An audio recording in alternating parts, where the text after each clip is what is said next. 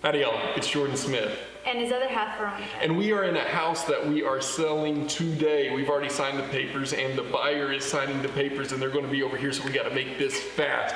So we're going to do a quick walkthrough and tell you what we would do the same, what we're really happy about, what we would do different, and maybe some products that haven't functioned as expected. And to get started, let's start with the front door because it's both the front of the house as well as it's a product that hasn't worked all that great. Tell us about it, Veronica.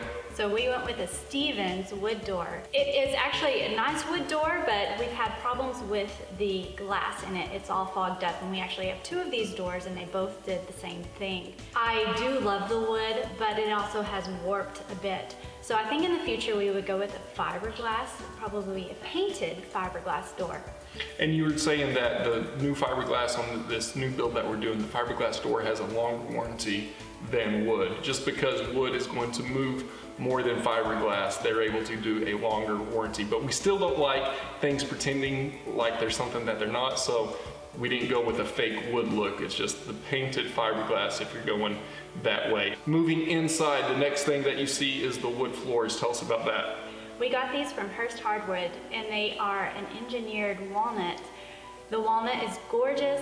We had it finished on site with Bono Natural. And Natural. Sounds like it's like so, in the natural. I love the floor. It is just a little bit soft, so you do get scratches in it. We have 4 kids. They've been running through this floor, and we have a big dog, and it has some scratches in it. We don't mind it so much. Go and check out Jordan's review of the wood floors from a couple of weeks ago, and it will tell you more about it. If we were to do it again, I think in our next house, I would love to do a white oak.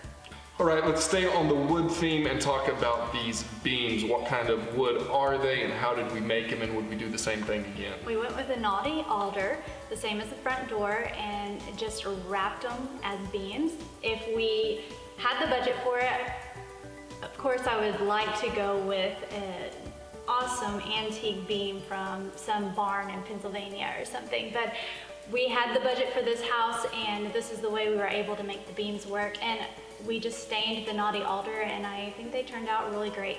So moving into the kitchen but staying with carpentry, let's talk about cabinets and the trim work in here. What is it? How did we do it, and would we do it again? Cabinotcher is what we used to get the cabinet boxes, and then we used a local door maker to do our doors, and then our carpenter put it all together. We used 2 baseboards turned upside down and then the crown to get our detail above the cabinets here. But just make sure that when you are buying your trim, if you do a finger jointed, especially, this is a wood finger jointed product, make sure that you have your home climate controlled before you install it. That's a mistake that we made here. Lesson learned. Lesson learned. We started the trim before we had all of our AC work finished and turned on, and we had a big hurricane come through the Houston area. Humidity spiked way high and stayed high, and all of our trim expanded. Wasn't the end of the world. Some of the finger joints sort of crinkled and stuff, and we were able to sand it out. I'll show you a place back at the bathroom where you can still see a little telegraphing through.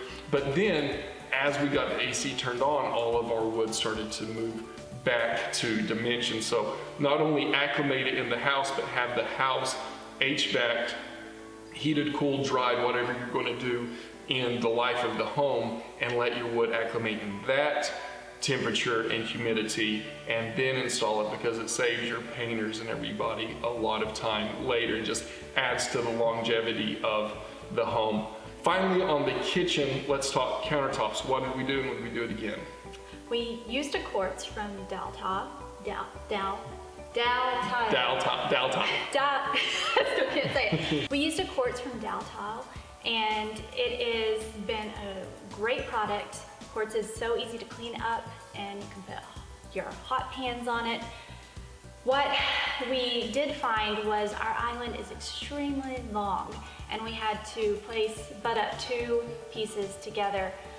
We came across the problem of, even though they came from the same lot, the colors didn't quite match up, and we tried 2 different pieces and it just never quite worked There's out. still a line that you can see. If you have the option of not doing such a long island, just making your island where it is one piece of quartz. This is like a 13-foot island here, It's so very you can long. get slabs up over 10 feet, I think now. So in most cases, you don't need this much of a solid, continuous run of stone. Yeah, so try to get it with one piece of stone if you can. If you can't, there are some beautiful examples out there of using a butcher block at the end of your cabinet and kind of putting the 2 different pieces together, the quartz going into a butcher block, or your marble going into a butcher block.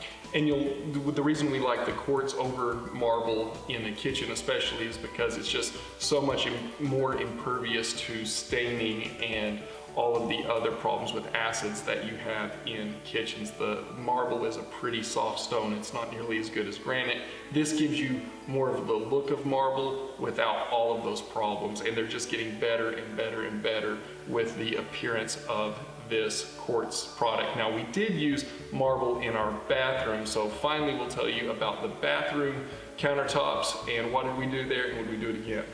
So we found this marble at a Habitat Restore. So this was a reclaimed facade. It was a stone facade on a building, and it's had, dozens and dozens of years of weathering. We didn't polish it. All we did was cut it to size and fabricate the edges and the sink cutout. The character can't be matched. So highly recommend Habitat Restore. They take old building materials and resell them, and you can get some really cool stuff for a very economical price. So go check them out if they're in your area.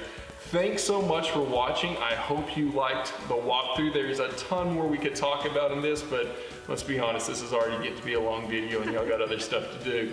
If you have questions, put them below and we'll try to answer them. Yeah, absolutely. Comment below with any questions that you have. Subscribe if we've earned it. And if you want to see more of us talking about our builds and our next adventures, go follow us over on our social media pages, and we'll see you next time on Smith House.